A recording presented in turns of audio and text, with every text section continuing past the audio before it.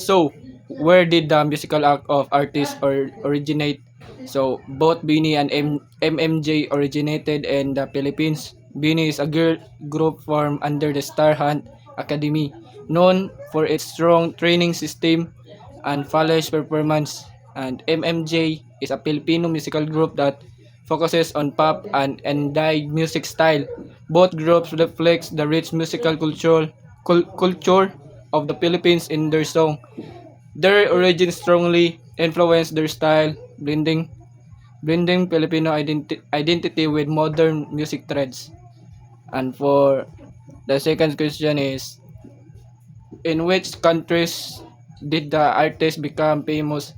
So Bine and MMJ are mainly famous in the Philippines, where their music is widely followed on radio, TV, and online platform.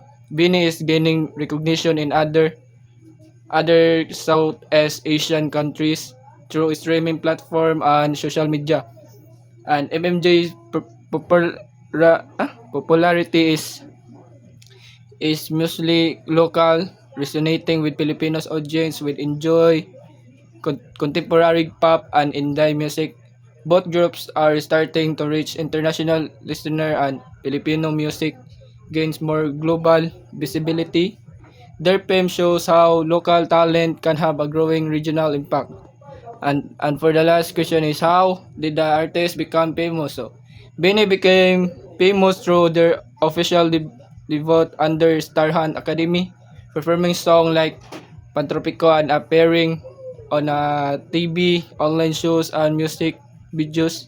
And for MMJ gained popularity with catchy tracks like Daling Daling, sharing their music on a streaming platform, social media, and live performance. Both artists build their fan base by connecting with audience through performance, online content, and appealing music style. And appealing online content, music style. Their rise to fame highlights the importance of talents, hard work, and effective promotion in today's music industry. So that's all. Thank you.